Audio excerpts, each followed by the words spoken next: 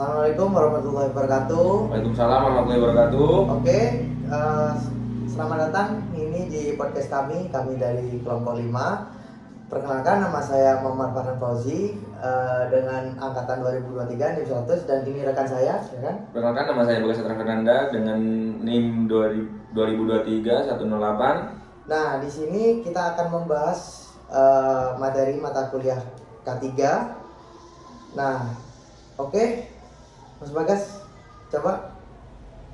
Ya, jadi di episode kali ini tuh kita akan membahas tentang sesuatu yang dekat dengan kita di sehari-hari itu, tapi jarang kita pikirin, yaitu seberapa aman kondisi kerja di dapur yang setiap pagi itu nyiapin makanan untuk anak-anak kita, adik-adik kita atau saudara-saudara kita.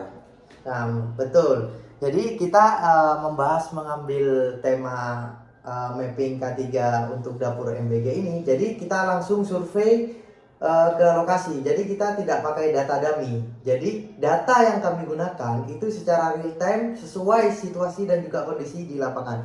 Betul kan Mas Bagas? Iya, betul sekali Bro Farhan. Nah sekarang, jadi sebelum kita langsung merujuk kepada hasil mappingnya, ceritain dulu dong Mas Farhan, ini kenapa kita memilih itu objek ini, kenapa tidak yang lain gitu? Oke, sebelumnya kita memilih dapur tema objek dapur makan gizi gratis ini. Sebelumnya kita melewati beberapa pertimbangan. Yang pertama, memang program ini adalah dapur yang memproduksi porsi yang berskala besar. Jadi kita harus menjaga maksudnya K3 stakeholder kepada si penerima manfaat dan juga pegawainya. Ini kan berskala besar, otomatis ini resikonya juga besar gitu loh. Jadi apalagi ini adalah program unggulan dari Bapak Presiden kita, seperti itu. Betul sekali itu Mas Farhan. Nah terus setelah kita memilih topik ini tuh, terus apa hasil observasi yang kita temui di hazard itu? Itu apa aja hazardnya? Nah, yang pertama, jadi kita itu menemukan sekitar 6 hazard. Nah, yang pertama itu ada hazard fisik ya, hazard biologi, dan juga hazard ergonomi, dan hazard psikososial. Jadi dan lain-lain lah, masih banyak di sini. Nah, contohnya yang saya temukan itu di hazard fisik itu seperti api dan juga kompor industri, lantai licin dan panas berlebihan, sesuai yang kita sudah cross check Mas Bagas ke lokasi. Iya, jadi yang betul. sudah kita temukan kan di lokasi itu api kompor itu panas ya, dan juga suhu ruangan itu tertutup, sirkulasi udara itu kurang, dan juga kalau nggak salah kita menemukan lantai itu kan licin. Betul, karena banyak itu tumpahan minyak, seperti air kadang. Nah, masih banyak banget ya Mas Bagas ya. Masih banyak banget ternyata. Dan yang paling menunjukkan itu buat saya itu di observasi itu adalah di luar kelihatannya dapur itu yang bersih, terus makanannya juga rapi. Ternyata masih banyak kendala-kendala di dalam itu yang belum kita ketahui Mas Farhan. Masih banyak yang kerusakan-kerusakan atau hal-hal yang terjadi tuh di luar kuasa kita. Nah, itu dia poinnya Mas Bagas. Jadi makanya kita mapping K3 itu penting. Jadi itu faktornya itu bukan karena dapurnya yang buruk, tapi kita itu memastikan dapurnya itu sudah baik, memenuhi standar atau tidak. Nah, seperti itu. Jadi kami tuh pengennya dapur itu tetap terjaga, dan yang masih kurang itu bisa kita perbaiki sebelum menjadi masalah. Seperti itu. Iya, kan kita kemarin juga udah sempat wawancara orang dapur nih. Nah, iya. Untuk wawancara langsung ke sana, dulu tuh jawabannya mereka tuh cukup bikin mikir ya Mas. Iya. Seperti jawabannya Mas Sultan kemarin tuh seperti apa kan? Nah, jadi dari narasumber pertama itu, jadi orang juru masak itu terus terang kepada saya. Jadi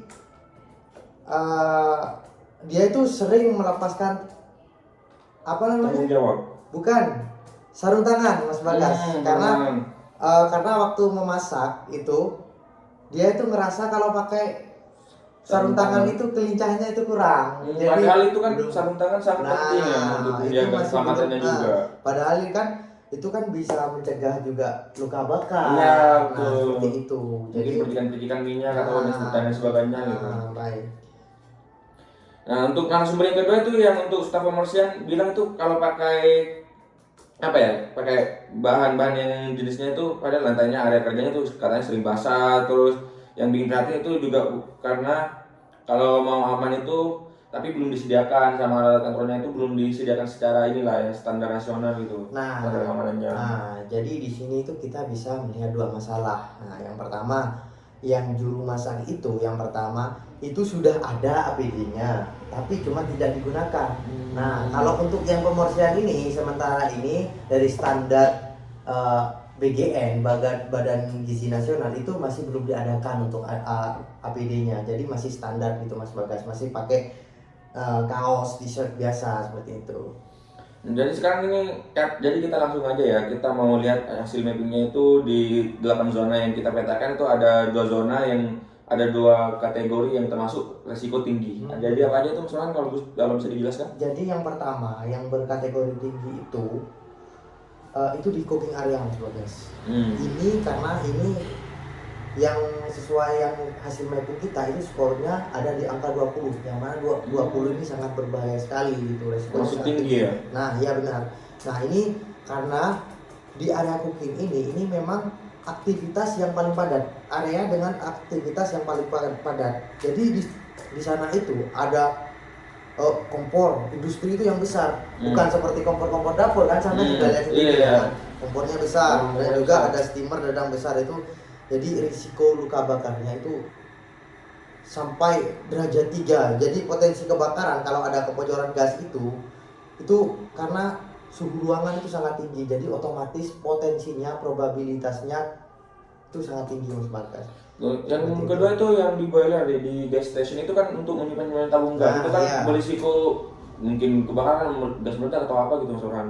Nah, ya itu termasuk juga, cuman kemarin kan sudah diantisipasi, itu kan yang sudah dianalisa. Yang pertama kan posisinya